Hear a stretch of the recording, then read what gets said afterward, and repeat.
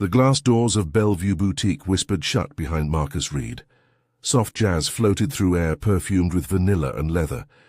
Crystal chandeliers cast geometric shadows across marble floors he'd specified during the building's renovation 3 years ago. His navy suit was pressed sharp. His leather briefcase caught the afternoon light. He moved toward the accessories section, where silk scarves hung like waterfalls of color.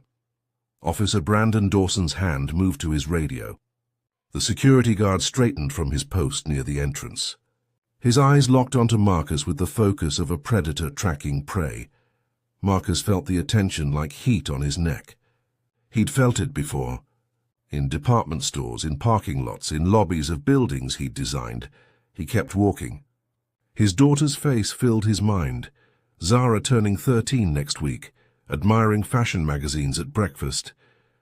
Dawson's footsteps echoed behind him. Close. Too close. Marcus stopped at a display of scarves.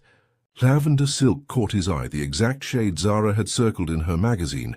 "Sir," Dawson's voice cut through the jazz, "I need you to keep your hands where I can see them."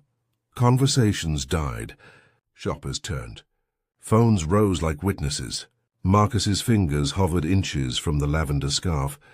The boutique held its breath. Marcus's heartbeat filled his ears, steady, defiant, afraid. "I'm shopping," Marcus said quietly. His voice didn't shake. It never shook. Dawson moved closer. "Sure you are." 6 hours earlier, Marcus had stood in his downtown office watching sunrise paint the city gold. Floor-to-ceiling windows framed the skyline he'd helped shape. His architecture firm, Reed & Associates, occupied the 15th floor of a building he'd designed from foundation to rooftop garden. His phone buzzed. A text from his wife Angela. "Don't forget Zara's scarf. She's been talking about it all week," he smiled. 13 years old and his daughter already had sophisticated taste. She'd shown him the magazine spread, models draped in jewel-toned scarves, confident and elegant. "Like the women you design buildings for, Daddy," she'd said. His senior partner Nina entered with coffee. "Congratulations are in order. The Riverside Complex contract is officially ours." Marcus accepted the mug. The deal meant 20 months of work, a team of 30, his name on another cornerstone. His father would have been proud, would have called it another bridge built. Angela had kissed him that morning with her usual whispered reminder, "Be safe out there." He'd laughed it off. "I'm 42 years old, baby. I know how to navigate the world." But she'd held his face between her palms. "You're a successful black man in expensive clothes.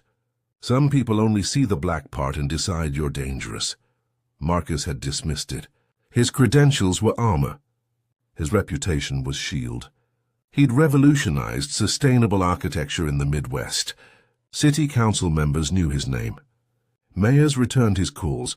He believed respect was earned through excellence. Today would teach him respect was granted through perception. At noon he'd left the office. Bellevue Boutique was 15 minutes away, nestled in the Parkview district, an upscale shopping area he'd helped redesign. Wide sidewalks, green spaces, boutique storefronts with European charm. He knew every structural beam, every load-bearing wall, every emergency exit and service corridor. He'd built this place. Surely he belonged here. Dawson's hand rested on his belt near the radio. "I'm going to need you to empty your pockets." Marcus's jaw tightened. Other shoppers formed a loose circle, phones recording. A woman in a ruby-red dress whispered to her companion. 2 teenagers giggled near the handbags. "I'm a customer," Marcus said. His voice stayed level. Calm was survival. "I'm here to purchase a gift. Empty your pockets." Dawson's fingers drummed his radio. "Unless you've got something to hide." The store manager emerged from behind the counter. Mrs. Whitmore was 60, grey hair in a tight bun, pearls at her throat. Her smile was nervous and apologetic and useless. "Officer Dawson, perhaps we could—" she began. "Ma'am, I'm handling a potential situation." Dawson never looked away from Marcus. "Sir, this is your last warning." Marcus set his briefcase down slowly. He pulled items from his pockets one by one. Wallet, keys, phone, business cards in a silver holder. Each object he placed on the glass counter with deliberate care. "Happy?" Marcus asked. "The briefcase," Dawson pointed. "Open it." Humiliation burned through Marcus's chest. He thought of his daughter watching this on someone's social media. He thought of his father's voice. "Don't give them a reason, son. Don't ever give them a reason." He hadn't given a reason. His skin was reason enough. Marcus unlocked the briefcase. Inside, architectural blueprints rolled tight. A tablet, his daughter's birthday card unsigned, a framed photo of Angela and Zara. Business cards reading Marcus Reed, Faillier, Principal Architect Dawson rifled through the contents. He unrolled blueprints, squinted at technical drawings. He picked up the photo, examined it like evidence. Set it down carelessly. A man in the crowd laughed. "Guess he's legit." "Or very prepared," someone else muttered. Mrs. Whitmore wrung her hands. "Mr. Reed, I apologize for any inconvenience." "Inconvenience?" Marcus's voice finally cracked. "You let your security treat paying customers like criminals?" Dawson stepped closer. "I treat suspicious behavior appropriately. You walked in here looking around like you were casing the place." "I was looking at merchandise," Marcus said. "In a store? Where people shop?" "Sure." Dawson's smile was thin. "We'll see what backup has to say." He reached for his radio. Marcus's hands curled into fists at his sides. Every eye in the boutique watched him, waited for him to make the mistake they expected. The lavender scarf hung 3 feet away, Zara's birthday gift, so close and impossibly far. Marcus stood perfectly still while Dawson called for backup. His body knew the routine.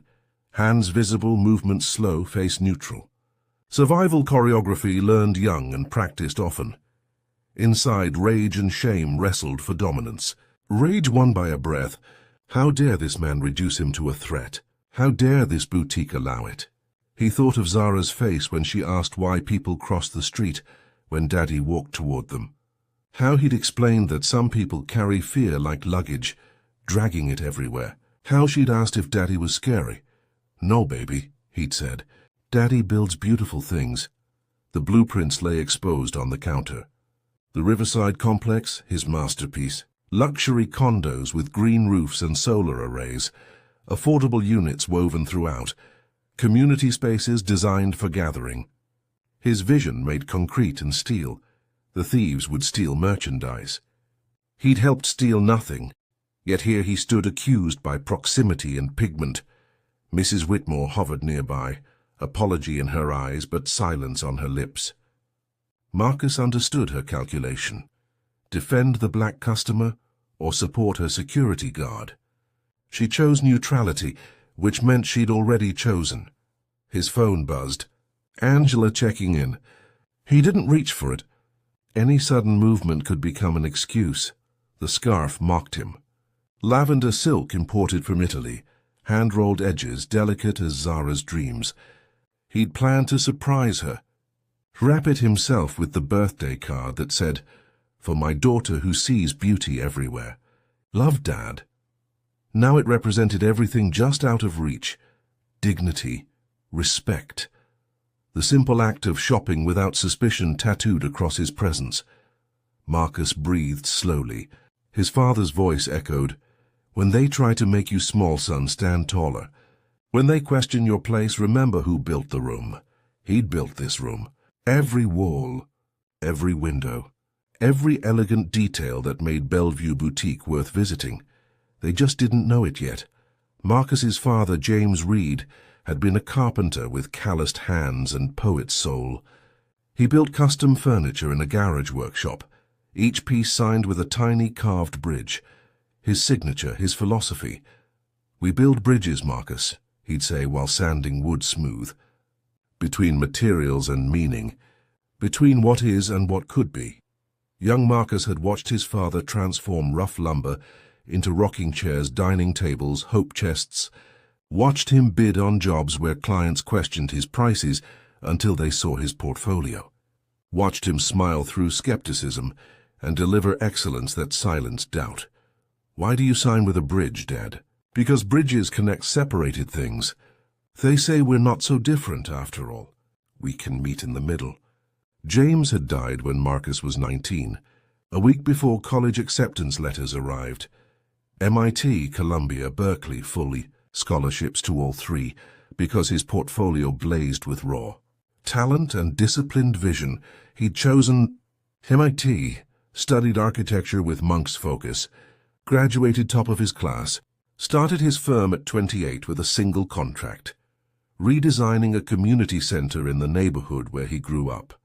Now he designed skyscrapers, conference centers, shopping districts. His buildings appeared in architecture journals. Students studied his sustainable designs. City planners requested his consultation. He'd built the Parkview district from concept to ribbon cutting, convinced developers to blend upscale retail with public spaces, argued for accessible design, ramps disguised as artistic features, sensory-friendly lighting, gender-neutral bathrooms before they were trendy. He'd walked these streets during construction, hard hat on, blueprints under his arm. Workers had called him boss. Contractors had sought his approval. The mayor had shaken his hand at the grand opening. 3 years later, security treated him like a threat in a building he'd birthed from imagination. Zara asked him once why he worked so hard. They'd been reviewing college brochures. She was only 12 but already planning her future. Because I'm building bridges, baby girl. Like your grandfather, between what people expect and what's actually possible. What do people expect from you, Daddy? He'd hesitated. How do you tell your daughter that some people expect failure? Expect danger? Expect anything except excellence? They expect me to prove myself, he'd finally said. So I do. Every single day. Now standing in Bellevue Boutique with backup on the way, Marcus wondered if proof was ever enough, or if some people's vision was too narrow to see bridges, only barriers. Sirens wailed faintly in the distance. Dawson smirked with vindication. Marcus began reloading his briefcase with controlled movements, each item placed carefully, anger channeled into precision. Then chaos erupted near the jewelry counter. Glass shattered. A woman screamed. 2 men in mustard yellow jackets grabbed display cases and sprinted toward the back of the store. Diamonds scattered like ice across marble. Necklaces tangled in their fists. Everyone down, one shouted. He wasn't shouting at anyone. They were already running. Dawson spun toward the commotion, hand flying to his gun. His radio squawked. Mrs. Whitmore dropped behind the counter. Shoppers scattered like startled birds. Marcus stayed frozen. His architect's mind catalogued the scene automatically. 2 perpetrators, late 20s athletic builds. Their trajectory, straight toward the service corridor behind the alterations room. The corridor he'd designed. They were 15 feet from escape. 10. 5. Dawson started after them but stumbled over a knocked-over display rack. Stop, security! The thieves disappeared through an unmarked door, the one Marcus had specified for staff access, the one that led through a maze of service corridors to delivery bays and parking structures. Dawson scrambled to his feet, breathing hard. He grabbed his radio. This is Dawson. We have a 1031 in progress. 2 suspects, male, yellow jackets.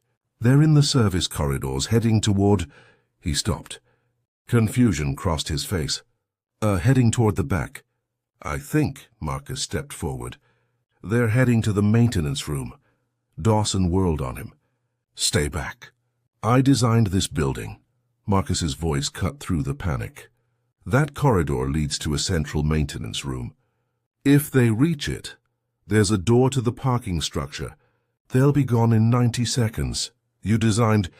Dawson's face twisted with disbelief and fury. How you expect me to believe what you want?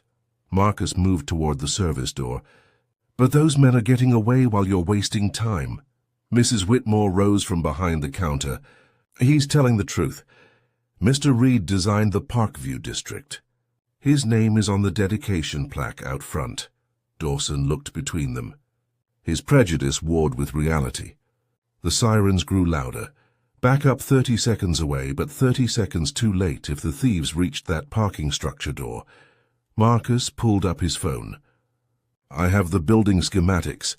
Every corridor, every exit, every locked door. His screen showed the familiar blueprint, his creation, his DNA. The maintenance room glowed on the schematic like a beating heart. One entrance, one exit, a choke point if they moved fast enough. Your call, Marcus said. Trust me or lose them. Dawson's jaw worked. The sirens screamed closer. Police cars screeched into the parking lot. Officers burst through the front entrance, led by Lieutenant Sarah Chen, 40 sharp eyes, 20 years on the force. She took in the scene instantly. Shattered glass, scattered merchandise, Dawson frozen. Report, Chen snapped. 2 suspects fled through the service corridors. Dawson pointed. This man says he knows where they're headed. Chen's gaze landed on Marcus. Her eyes narrowed, then widened with recognition. Marcus Reed? Lieutenant, Marcus nodded once. They'd met at the Parkview District dedication. She'd thanked him for designing wide corridors that allowed emergency responders easy access. You designed this building? Chen asked. Every square foot. Marcus showed her his phone screen. The suspects are here. This maintenance room. One way in from the service corridor. One way out to the parking structure. But the exit requires a code. Chen leaned closer, studying the blueprint. You know the code? I specified the lock system. The code is 4723, my father's birthday. Dawson's face reddened. Lieutenant, this man was behaving suspiciously. I was conducting a standard... Later.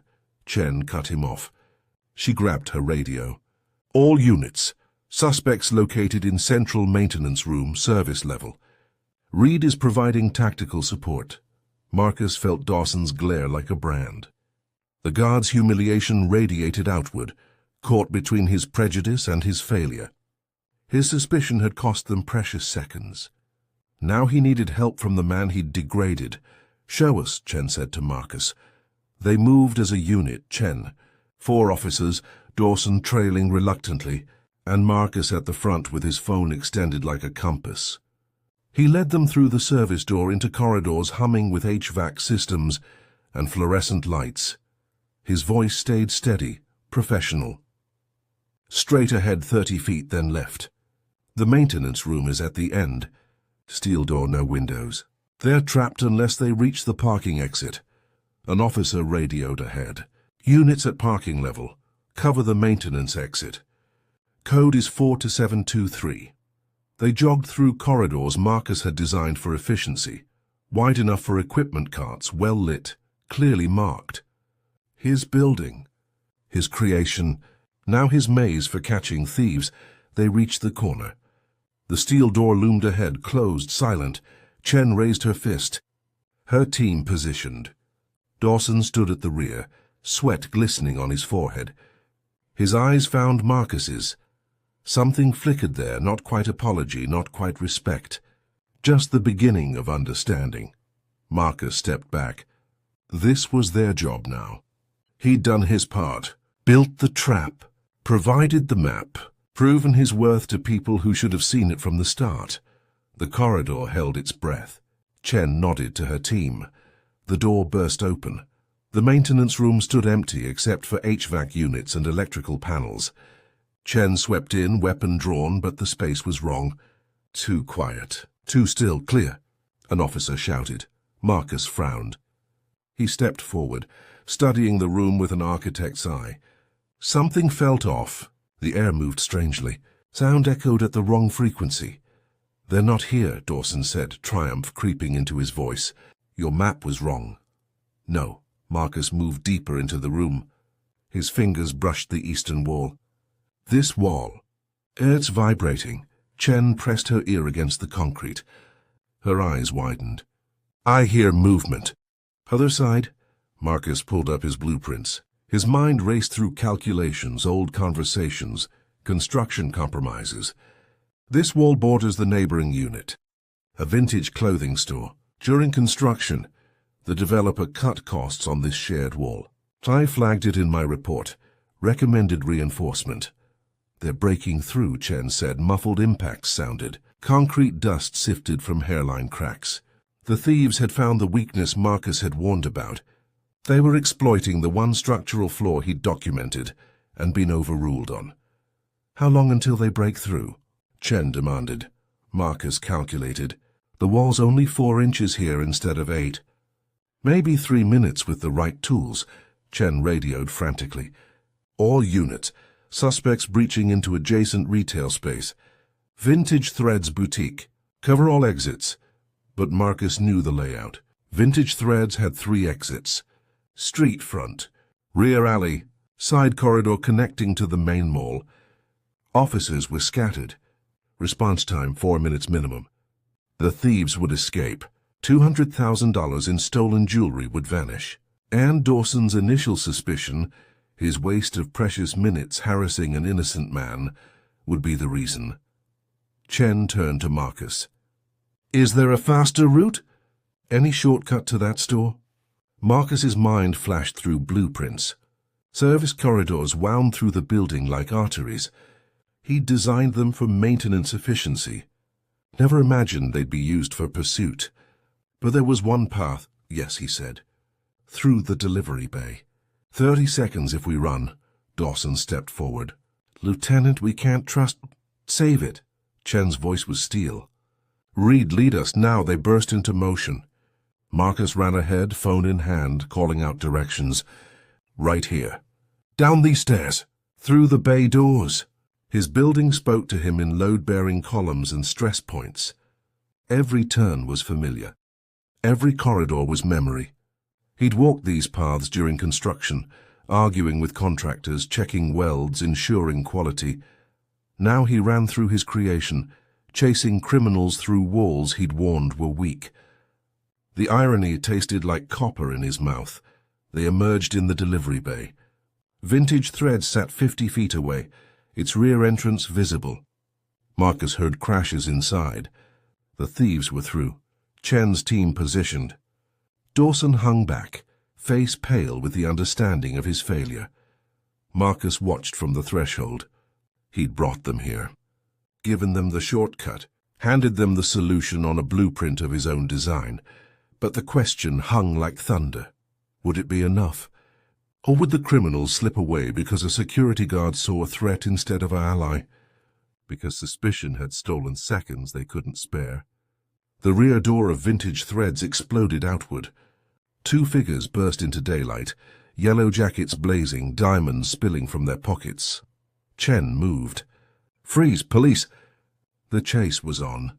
Marcus stood still, breathing hard, watching justice sprint through his architecture. Watching his buildings tell their final truth. Watching Dawson realize exactly what his prejudice had cost. The thieves ran like rabbits. Chen's team gave chase. Radios crackled with coordinates and commands. Marcus stood in the delivery bay doorway, suddenly invisible again. Useful until he wasn't. Dawson brushed past him without a word. No acknowledgement, no apology. Just the rigid shoulder of a man whose worldview was cracking, but hadn't shattered yet. Marcus felt the familiar ache of being essential and dismissed in the same breath. He'd given them everything. The map, the shortcut, the structural weakness that explained the escape route. Now they ran toward glory, while he stood alone among loading pallets and industrial trash bins. His phone buzzed. Angela again. How's the shopping going? Did you find her scarf? He stared at the message. How did he explain this? The profiling, the humiliation, the stolen moments that transformed him from customer to suspect, to asset to ghost. All in 20 minutes. His hands trembled slightly. Adrenaline retreated, leaving exhaustion in its wake. He thought of his father's workshop, the smell of sawdust and varnish, the quiet rhythm of creation. Building something meant you controlled the narrative. Helped others meant surrendering it. The lavender scarf was still in Bellevue Boutique. Zara's birthday was 5 days away. The gift remained unpurchased, tainted now by everything that had happened near it. Marcus leaned against cool concrete. The building hummed around him. His building speaking in the language of HVAC systems and electrical currents. He'd designed these delivery bays for efficiency. Calculated load capacities, specified drainage systems.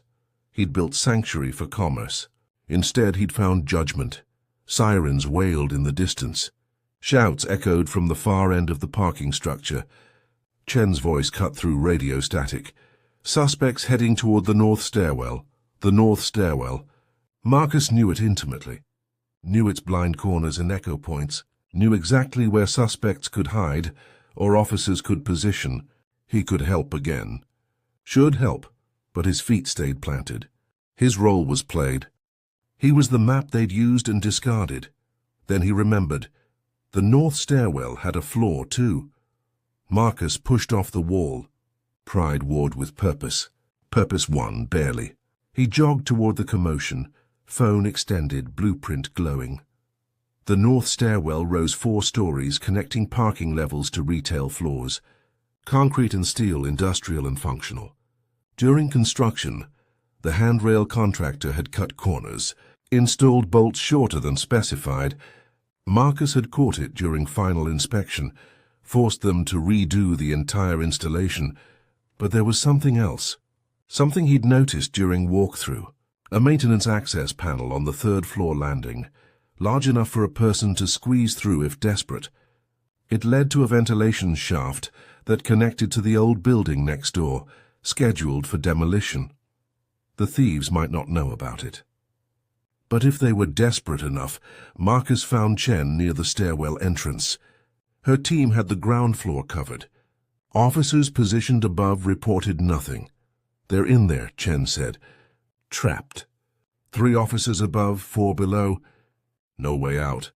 "There might be," Marcus said quietly. Chen turned. Surprise flickered across her face. Surprised he'd followed, surprised he still cared. "What do you mean?" Marcus showed her the blueprint. 3rd floor landing. Maintenance panel. It's not on current schematics, because it was part of the original building. I found it during renovation. Behind the panel is a ventilation shaft, connecting to the abandoned building next door. Can a person fit through? If they're motivated enough. It's tight but possible. Chen studied the schematic. Her jaw tightened. The abandoned building has multiple exits. If they reach it, they're gone, Marcus finished. Chen grabbed her radio. All units, possible escape route via maintenance shaft on 3rd floor landing. I need eyes on the adjacent structure immediately. She looked at Marcus. Can you guide us? Dawson appeared, breathing hard. His face was flushed. Lieutenant, You've done enough. Chen's voice cut like a blade. Reed leads. You follow. Something died in Dawson's eyes, understanding finally. The consequences of his suspicion blooming into full failure. He'd wasted time, created delay, forced the department to rely on the man he'd humiliated. Marcus felt no satisfaction, only exhaustion and grim determination. The panel is accessible from the landing. If they haven't found it yet, we might reach it first. Block them in, Chen nodded. Move! They climbed. Marcus led, counting steps, remembering stress tests and weight calculations. His buildings never forgot. His mind held every detail. Bolt sizes, paint colors which contractors showed up drunk. 2nd floor. 3rd floor. The landing opened before them, empty, echoing. The maintenance panel sat flush against the wall, painted industrial grey, almost invisible if you didn't know to look. Marcus crossed to it. His fingers found the edges. It's not locked, just painted over. During renovation, maintenance crews used it for access. Should have been sealed. Wasn't, he pulled. Paint cracked. The panel swung open, revealing darkness and the smell of dust. Chen shone her flashlight inside. The ventilation shaft yawned like a throat, 3 feet by 3 feet disappearing into shadow. They could have already gone through. Or they're trying right now, Marcus said. From somewhere in the stairwell, above or below, impossible to tell, came a crash. Scrambling sounds, desperate movements of cornered prey. Chen's radio crackled. Lieutenant, we've lost visual. They were heading up, now nothing. "They're in the walls," Chen said. She looked at Marcus. "You're sure this leads to the next building?" "Positive." Marcus pointed to his screen. "But the shaft narrows halfway through. Gets tight. If we position someone on the other end, already on it." Chen radioed coordinates to units outside. Dawson stood silently, useless. His prejudice had brought them here, chasing criminals through walls because he'd refused to see a man for who he was until it was almost too late. Marcus met his eyes. Dawson looked away first. Justice moved slowly through Marcus's architecture. Truth crawled through ventilation shafts. And a security guard learned what it cost to judge by color instead of character. Sounds echoed from inside the shaft, scraping, grunting, metal bending. The thieves were inside, crawling toward escape through walls Marcus had designed for air, not humans. Chen positioned officers at both ends. They're trapped in the shaft. Nowhere to go but forward or back. So either way, we're waiting. Marcus stepped back, his role complete. But Chen grabbed his arm. "Stay. You know this building better than anyone.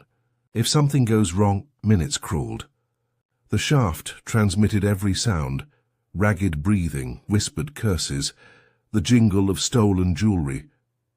The thieves were 3/4 through, close to the abandoned building's access point. Then a groan.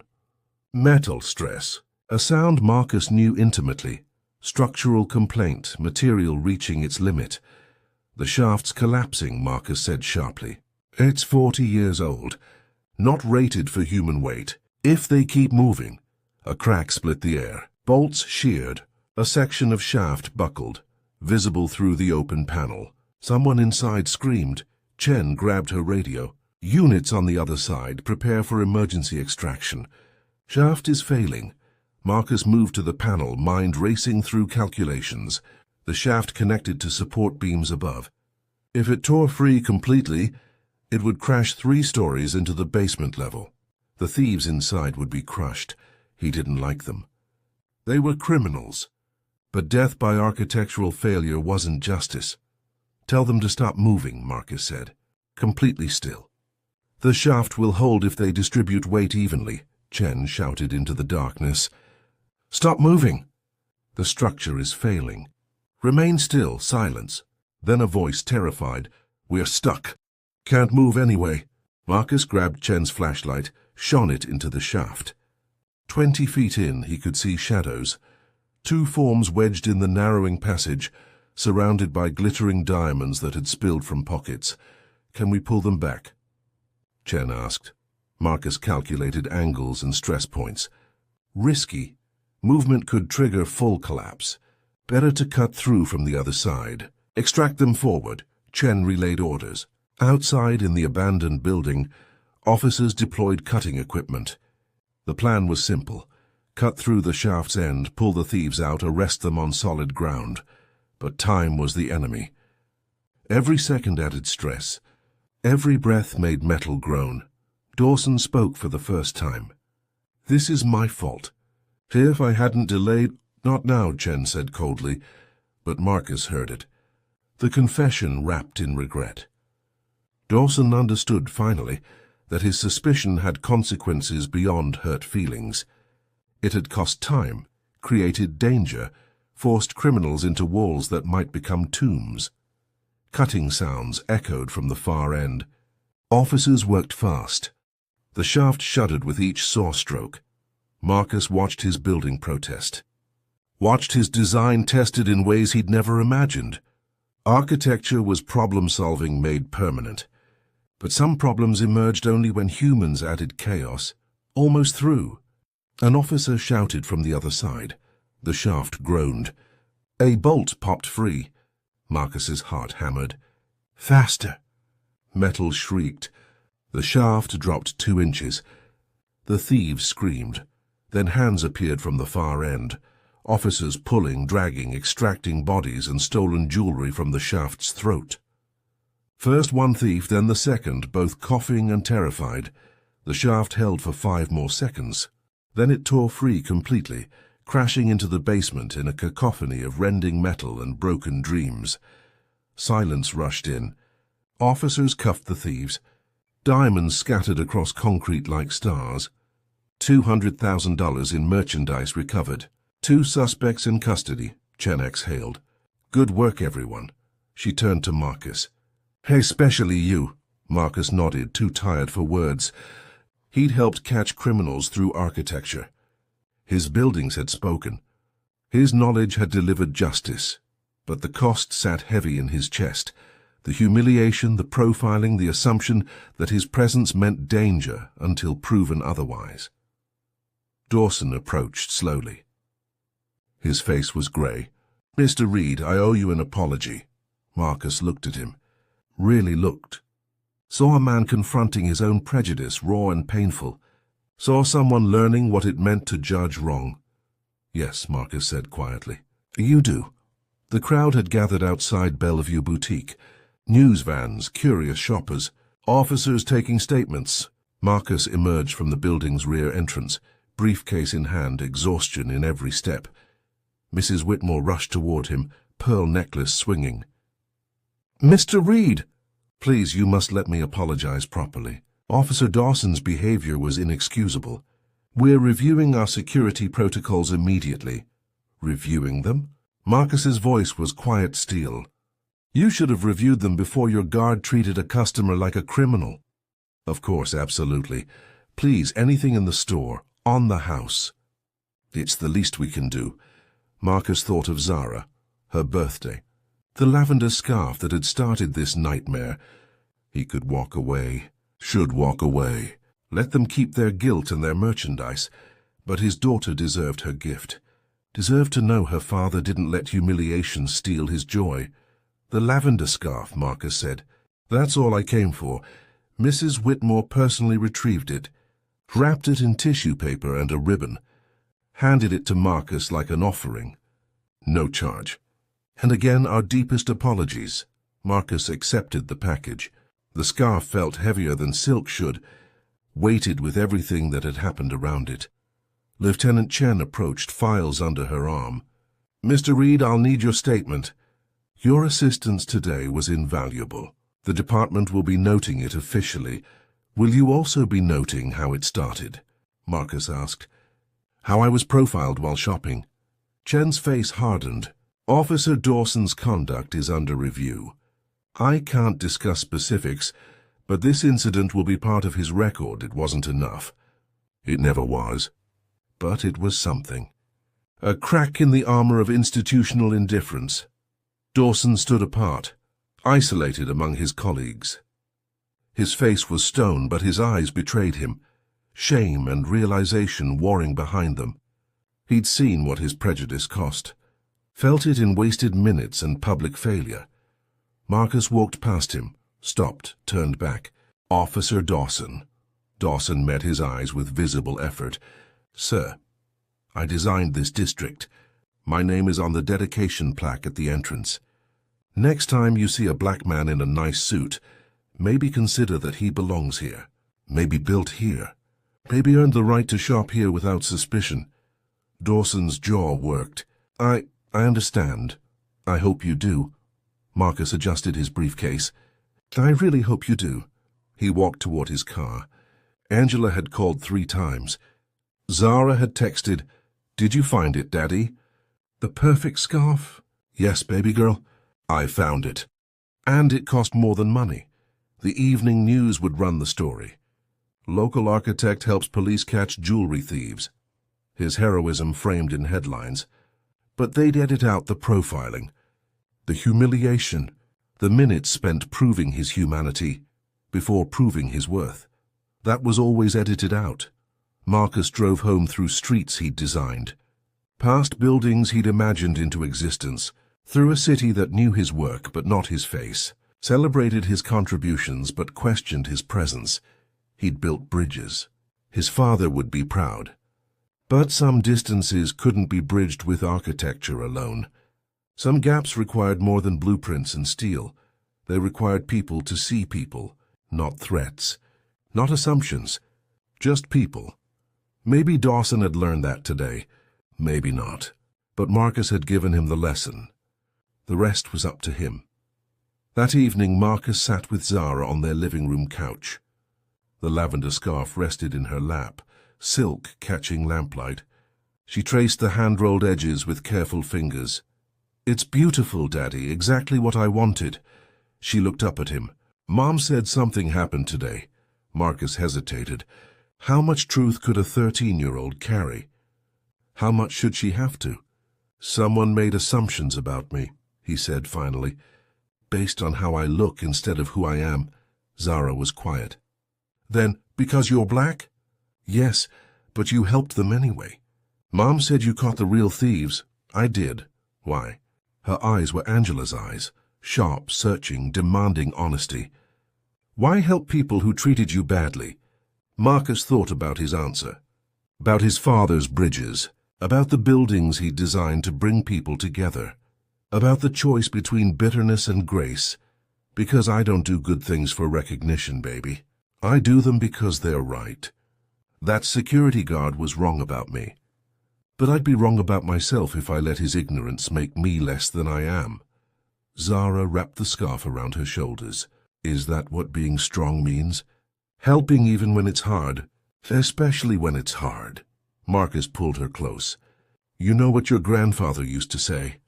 We build bridges between what is and what should be, between people who don't understand each other yet." "Did you build a bridge today, Daddy?"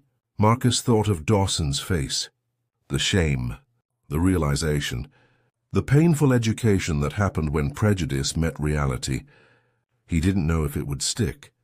Didn't know if one lesson could unlearn a lifetime of assumptions, but he'd tried. He'd shown up.